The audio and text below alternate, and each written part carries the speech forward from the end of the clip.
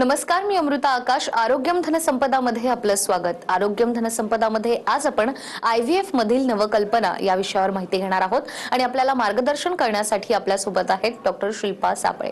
Doctor, कार्यक्रमात आपलं स्वागत करते.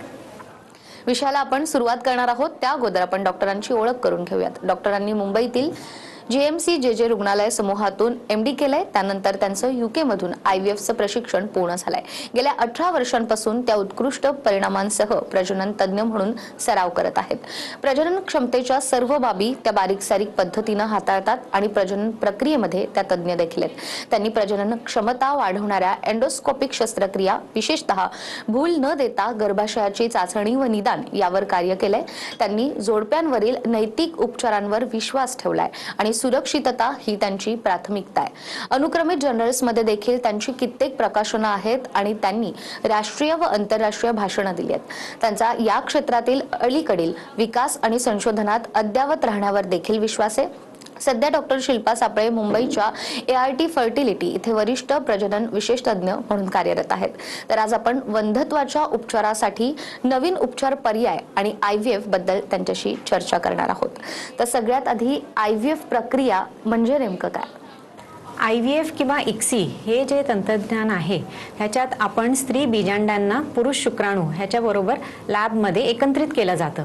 तयार झालेलं भ्रूण किंवा ज्याला आपण एम्ब्रिओ असं म्हणतो हे नंतर परत स्त्रीच्या गर्भाशयात रोपण केलं जातं, म्हणजे ते एम्ब्रिओ ट्रान्सफर केला जातो. ही प्रक्रिया जी आहे त्यालाच टेस्ट ट्यूब बेबी किंवा IVF ICSI असे म्हटले जाते. ही पद्धती आता किमान 43 वर्ष जुनी आहे आणि टाइम टेस्टेड आहे.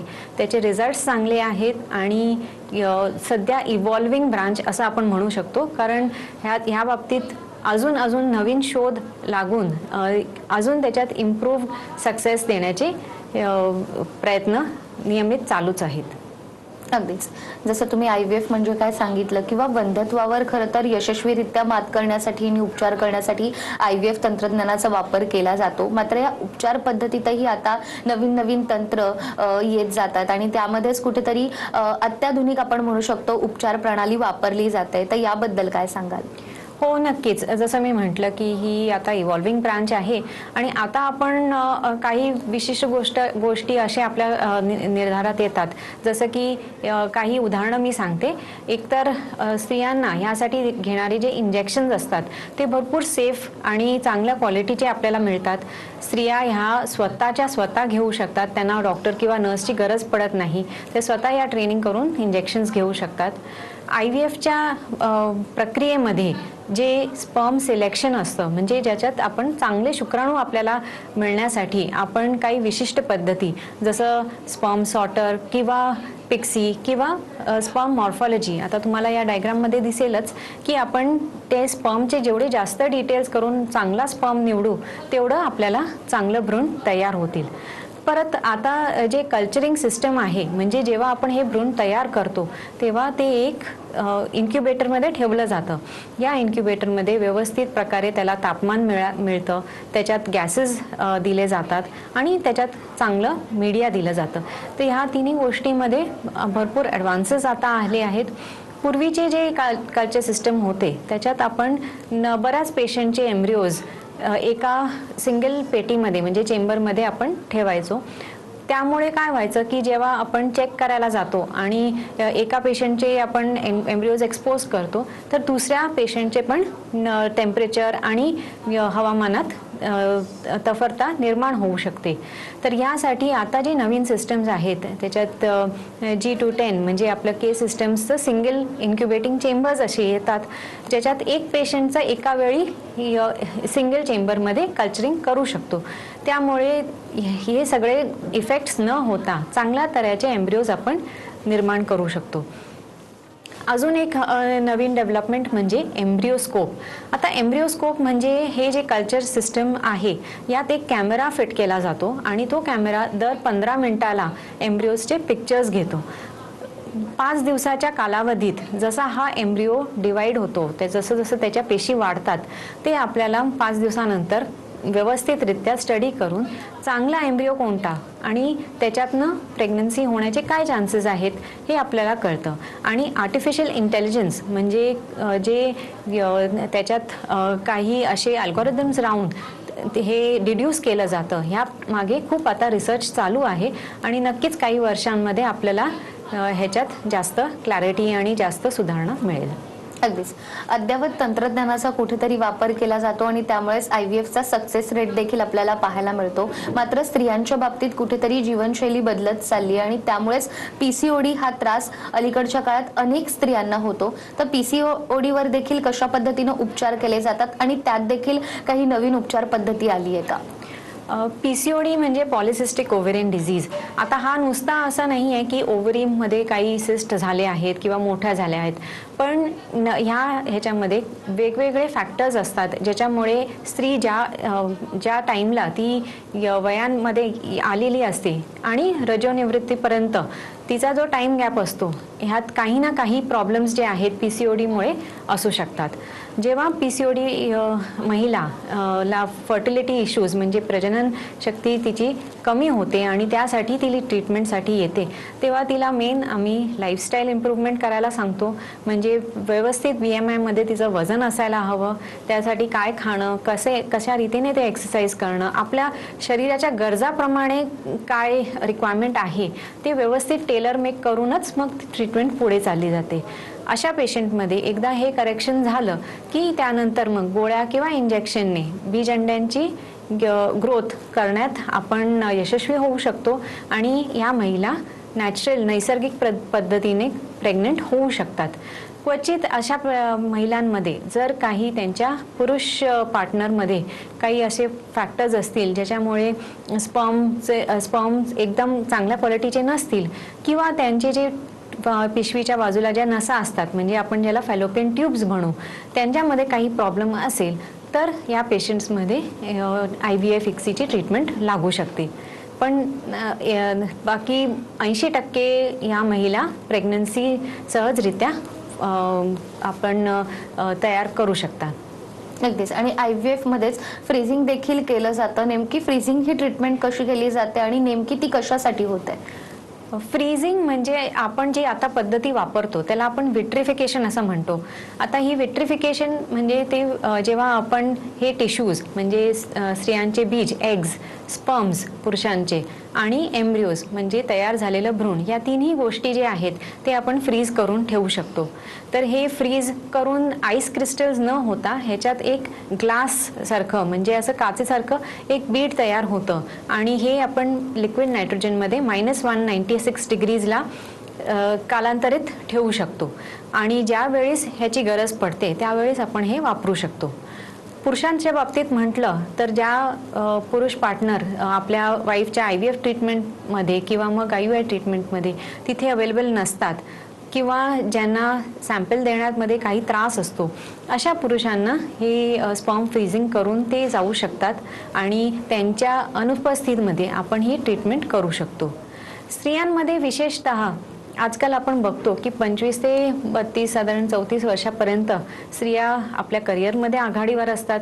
त्यांना प्रेग्नन्सी प्लॅन करायला वेळ नसतो आणि अशा बाबतीत किंवा मग जर समजा त्यांचं लग्न नाही झालं आहे, त्यांना व्यवस्थित जोडीदार नाही मिळाला आहे, तर अशा स्त्रिया सोशल रिझन्ससाठी एक फ्रीजिंग करू शकतात. त्यानंतर जे भ्रूणबद्दल म्हणजे एम्ब्रिओजबद्दल आपण जर म्हटलं तर ज्यावेळेस IVFची प्रक्रिया होते आपण 1 किंवा 2 एम्ब्रिओज जे आहेत ते ट्रान्सफर करतो. त्या व्यतिरिक्त जे अतिरिक्त एम्ब्रिओ झालेले असतात त्यांना आपण फ्रीज करून ठेवू शकतो. म्हणजे पुढच्या प्रेग्नन्सीसाठी तिला पूर्ण IVF प्रोसेस रिपीट करावी लागत नाही आणि हे फ्रोझन एम्ब्रिओजनी तशाच प्रकारे सक्सेस रेट्स आपण एक्सपेक्ट करू शकतो.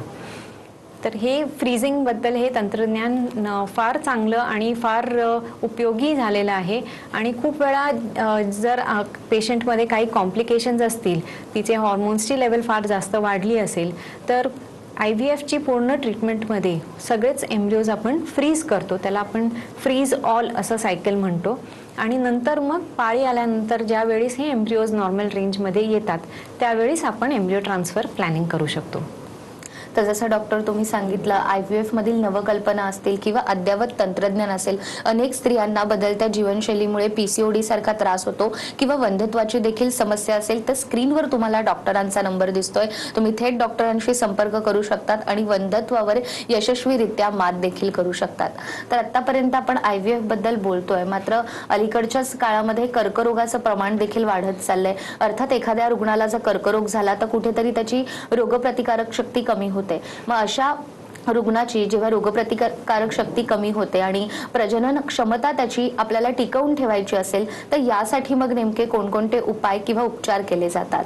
हो अमृता, आता अलीकडे कॅन्सर जे आहे त्याचं निदान आणि ट्रीटमेंट ह्याच्यामध्ये खूप ॲडव्हान्सेस आले आहेत आणि आपण बघतो की लहान वयात झालेले कॅन्सर ह्या पेशंट्सचं कम्प्लीट ट्रीटमेंट होऊन ते पुढे मातृत्व पितृत्व त्यांना स्वतःच्या एग्स किंवा स्पर्मने मिळू शकतो. तर यासाठी ज्यावेळेस कॅन्सर ट्रीटमेंट आपण चालू करतो, म्हणजे ज्यावेळेस किमोथेरपी किंवा रेडिओथेरपी तुम्हाला सांगितलं जातं त्याआधीच तुम्ही जर एग्स किंवा स्पर्म्स जे आहेत ते फ्रीज करून ठेवले तर हे फ्रोझन एम्ब्रिओज जे आहेत, फ्रोझन एग्स किंवा स्पर्म्स जे आहेत ते तुम्ही पूर्ण ट्रीटमेंट झाल्यानंतर ज्यावेळेस तयारी असेल त्यावेळेस ह्यांचा वापर करून IVF करून प्रेग्नन्सी होऊ शकते. म्हणजे अशा पेशंट्सना पण आपण एक रे ऑफ होप आता देऊ शकतो. अगदीच. आणि ही खरं तर कॅन्सरग्रस्त रुग्णांसाठी एक आनंदाची बातमी असं म्हणायला हरकत नाहीये, कारण कॅन्सर झाला असला तरी देखील त्यावरही उपचार आहेत आणि आपण आपली प्रजनन क्षमता देखील वाढवू शकतो. याच विषयासंदर्भात आपण डॉक्टरांकडून आणखीनही माहिती घेणार आहोत एका छोट्याशा ब्रेकनंतर. पुन्हा एकदा आरोग्यम धनसंपदामध्ये आपलं स्वागत. आरोग्यम धनसंपदामध्ये आज आपण IVF मधील नवकल्पना या विषयावर माहिती घेतोय आणि आपल्याला मार्गदर्शन करतायत डॉक्टर शिल्पा सापळे. पुन्हा एकदा कार्यक्रमात आपलं स्वागत करते. IVF किंवा वंध्यत्वावर आपण बोलतोय. अनेकदा आपण बघतो की ज्या स्त्रीला वंध्यत्वाचा त्रास असतो तेव्हा स्त्रीलाच दोष दिला जातो, मात्र कुठेतरी पुरुषांमध्ये देखील प्रजनन क्षमता ही कमी होऊ शकते आणि त्यावरही उपचार आहेत. तर ज्या पुरुषांना असा त्रास आहे त्यांच्यासाठी नेमकी कशा पद्धतीने उपचार पद्धती होते? हो अमृता, आजकाल जे आहे आपण बघतो की स्ट्रेस एवढं जास्त वाढलेला आहे आणि त्याच्यात आपण फास्ट फूडचं सेवन जास्त करतो, प्लस कोलाज, कार्बोनेटेड ड्रिंक्स, मग अल्कोहोल आणि स्मोकिंग या सर्व गोष्टींमुळे कुठेतरी आपले जे गॅमिट्स असतात म्हणजे जे एग्स किंवा स्पर्म्स असतात त्यांच्यावरती परिणाम होत असतो. आणि पुरुषांमध्ये आपण बघितलंय की फार पूर्वी तर फक्त महिला म्हणजे त्याची बायकोला ट्रीटमेंटसाठी लोक आणायचे आणि खूप वेळा ऑपरेशन सुद्धा करून घ्यायचे आणि नंतर मग हे आढळायचं की पुरुषांमध्ये त्याच्या स्पर्म्समध्ये त्रास आहे. तर आपण आता ज्यावेळेस कपल येतो त्यावेळेस दोघांचीही चाचणी आधी करून घेतो आणि जर शुक्राणूची संख्या किंवा त्यांची हालचाल कमी असली तर त्याप्रमाणे त्यांना मेडिसिन्स दिले जातात. तर स्ट्रेस आणि बाकी लाईफस्टाईल मॉडिफिकेशन एक भागच आहे जो IVF कपलला गरजेचा आहे. त्याच्यात त्यांना काउन्सेलिंगची गरज असते की कसं ते आपली लाईफस्टाईल हेल्दी करून ह्या प्रोसेसमध्ये जाऊ शकतात आणि एक नॅचरलरित्या प्रेग्नन्सी अचीव करू शकतात. पुरुषांमध्ये आपण अँटीऑक्सिडंट्स जसं टॅबलेट्स, विटॅमिन E आहे, कोएन्झाईम Q आहे, अशा प्रकारचे मेडिसिन्स देऊ शकतो. आणि विशेषतः मला हे पण सांगायचं आहे की कधी कधी अझूस्पर्मिया म्हणजे ज्यावेळेस एकही शुक्राणू धातूमध्ये नसतो अशा पुरुषांमध्ये पण आपण चाचणी करून त्याचं कारण निदान करू शकतो. जर समजा त्याच्यात काही अडथळा असेल आणि ते स्पर्म्स बाहेर निघण्यामध्ये प्रॉब्लेम असतील तर अशा पेशंटमध्ये IVFची ट्रीटमेंट ज्याच्यामध्ये आपण स्पर्म्स टेस्टीजमधनं किंवा मग एपिडिडिमस जे स्ट्रक्चर असतं त्याच्यामधनं आपण घेऊन IVF फिक्सीची प्रोसेस करू शकतो आणि अशा पेशंट्समध्ये प्रेग्नन्सी होण्याचे खूप जास्त चान्सेस असतात. त्यामुळे या उपचार पद्धतीमध्ये स्त्रियांसाठी त्याचबरोबर पुरुषांसाठी देखील तितक्याच स्ट्रॉंग पद्धतीने उपचार पद्धती आहे. केवळ आपण तज्ज्ञांकडे गेलो आणि लवकरात लवकर उपचार पद्धतीला सुरुवात केली तर अर्थात आपण वंध्यत्वावर मात देखील करू शकतो. यानंतर आपण बघतो की अनेक स्त्रियांना गर्भधारण तर होते, मात्र काही महिन्यांनंतर त्यांचा वारंवार गर्भपात देखील होतो. तर हा गर्भपात रोखण्यासाठी देखील आपल्याकडे कोणत्या उपचार पद्धती आहेत? तर गर्भपात जेव्हा वारंवार होतो, आता एक वेळा झालं तर खूप साऱ्या स्त्रियांना हा प्रॉब्लेम होतो. पण ज्या स्त्रियांमध्ये दोनदा गर्भपात होतो त्यांचा तिसऱ्यांदा पण हाच इफेक्ट येण्याचे जास्त चान्सेस असतात आणि अशा पेशंट्सना आपण रिपीटेड अबॉर्शन्स असं म्हणतो. तर ह्याच्यामध्ये आता खूप संशोधन चालू आहे. यासाठी आपण हे विचार करायला हवं की भ्रूण म्हणजे जे एम्ब्रिओ तयार होतं आणि जे युट्रस आहे म्हणजे सीड आणि सॉईल ह्या प्रकारे आपण विचार करायला हवा की चांगले भ्रूण जेव्हा चांगल्या सॉईलमध्ये रोपण केले जाते म्हणजे ज्यावेळेस ते इम्प्लांट होतं त्यावेळेस त्याच्यात पॉसिबिलिटी जास्त असते की आपल्याला एक हेल्दी बॉर्न चाइल्ड मिळेल. पण ज्यावेळेस ह्या दोनामध्ये काहीतरी तफार असली त्यावेळेस हा प्रॉब्लेम होतो. तर चांगले भ्रूण निर्माण करण्यासाठी आपण IVF मध्ये बायोप्सी एम्ब्रिओ बायोप्सी म्हणून ही गोष्ट केली जाते ज्याच्यात आपण नॉर्मल एम्ब्रिओ हा शोधून मग तो ट्रान्सफर करू शकतो. स्त्रियांमध्ये सॉईलच्या दिशेने आपण विचार करू तर पिशवी नॉर्मल असणं त्याच्यासाठी दुर्बिणीने त्याची चाचणी करून घेणं प्लस स्त्रियांमध्ये काही मेडिकल प्रॉब्लेम्स असतील जसं शुगर थायरॉईड आणि बाकी काही त्यांच्या कॉम्पोजिशनमध्ये आवश्यकता असेल त्याप्रमाणे आपण मेडिकेशन्स देऊ शकतो. खूप जास्त आजकाल ह्याच्यासाठी टेस्ट आहेत आणि भरपूर महिलांचं आपण त्याच्यात निदान होऊ शकतो. पण काही असे पण केसेस आहेत ज्याच्यात किती पण टेस्ट आपण केले तरी पण त्याचं एक्झॅक्ट रिझन आपल्याला नाही भेटत. तर त्या स्त्रियांसाठी IVFच्या पद्धतीने आपण एम्ब्रिओ बायोप्सी करून मग पुढे चालू शकतो आणि त्यांना चांगला रिझल्ट देऊ शकतो. अगदी जसं तुम्ही सांगितलं की IVF ही उपचार पद्धती खरं तर खूप जुनी आहे. त्यावर आता काळानुरूप वेगवेगळी तंत्रज्ञानं विकसित झालेली आहेत. गेल्या 18 वर्षापासून तुम्ही सुद्धा या क्षेत्रात कार्यरत आहात. पूर्वी एखाद्या स्त्रीला जर मूल नाही झालं तर तिला समाजात अनेक प्रश्नांची उत्तरं द्यावी लागत होती. मात्र आता एखाद्या स्त्रीला जर गर्भधारणा होत नाहीये तर समाजात कुठेतरी ते चित्र देखील बदललेलं आहे का आणि त्याच्याकडे तुम्ही एक IVF तज्ज्ञ म्हणून कसं पाहता? हो नक्कीच. आता बदलतं चित्र ह्या बाबतीत मला असं सांगायचं आहे की पूर्वी माझ्याकडे जेव्हा पेशंट यायचे त्यावेळेस ती स्त्री अक्षरशः म्हणायची की मला स्त्री म्हणून मला समजू शकत नाही जोपर्यंत मी प्रेग्नन्सी आणि जोपर्यंत मला मूल होत नाही. पण आता आपण बघतो आहे की बऱ्याच मुली पण येत आहेत की त्यांना प्रेग्नन्सी जी आहे ती प्लॅन करायची असते आणि त्यासाठी मग कुठेतरी हे आपलं प्रजनन फर्टिलिटी जे आहे ते प्रिझर्व करण्यासाठी त्यांना कुठेतरी ओढ असते. आणि माझं असंच म्हणणं की जेवढं आपण जे नॉर्मल एजमध्ये ह्या गोष्टी प्लॅन करू म्हणजे साधारण 25 ते 32 वयामध्ये तेवढं तुम्हाला IVF किंवा मग आणि काही मेडिकल लाईन ऑफ ट्रीटमेंटची आवश्यकता कमी पडेल. त्यामुळे हेच माझा संदेश आहे की आपल्या जे नव युवती आहेत त्यांनी प्रेग्नन्सी जी आहे ती व्यवस्थित प्लॅन करायला हवी. कारण आपलं हे रेस अगेन्स्ट टाईम असतं आणि जे एग्ज आणि स्पर्म्स असतात हे मेन फॅक्टर असतात सक्सेसफुल प्रेग्नन्सी आउटकमसाठी. अगदीच. आता खरं तर विषय इतका महत्त्वाचा आहे की अनेक प्रेक्षक आपल्याला पाहतात आहेत आणि अनेकांना असं वाटतं की आम्हाला IVF ट्रीटमेंट करायची आहे किंवा PCOD असेल इतरही कोणते आजार असतील तर गर्भधारणेसाठी आम्हाला डॉक्टरांकडे जायचं आहे. मात्र कधीतरी IVF फेल होतं किंवा ही ट्रीटमेंट करतानाच अनेक कपल घाबरतात की आम्हाला त्याच्यातून फायदा होईल की नाही होईल. तर जे पेशंट आपल्याला पाहतात आहेत जे प्रेक्षक आता आपल्याला पाहतात आहेत त्यांना तुम्ही काय सांगाल आणि ट्रीटमेंट लवकरात लवकर सुरू करणं ही तितकंच महत्त्वाचं आहे. तर आपल्या कार्यक्रमाच्या माध्यमातून तुम्ही प्रेक्षकांना काय सांगाल? मी हेच सांगेन की ट्रीटमेंट जे आहे कारण हे आपण प्रायोरिटी बेसिसवरती ठेवायला पाहिजे. जीवनात आपले बरेच टप्पे असतात. काही आपल्याला फायनान्शियल नीड्स आहेत, काही सोशल, काही रिस्पॉन्सिबिलिटीज आहेत.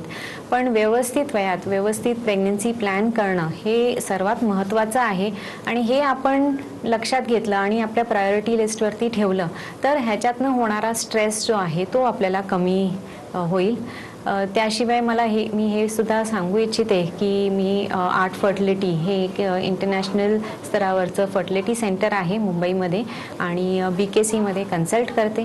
काही तुम्हाला ह्या बाबतीत इन्क्वायरी असेल किंवा काही प्रश्न असतील तर नक्कीच तुम्ही येऊन भेटू शकतात आणि आपण त्याविषयी उपचार करू शकतो.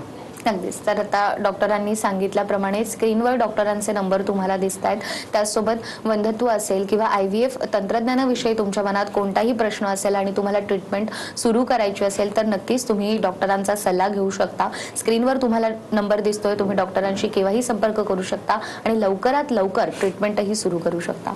डॉक्टर, खूप खूप धन्यवाद. आज तुम्ही त्या आलात आणि इतक्या महत्त्वाच्या विषयावर आम्हाला मार्गदर्शन केलं. थँक्यू. नमस्कार. त्याचबरोबर आरोग्यम धनसंपदामध्ये वेळ झाली आहे इथेच थांबण्याची. पुन्हा भेटूया एका नव्या विषयासह. तोपर्यंत नमस्कार.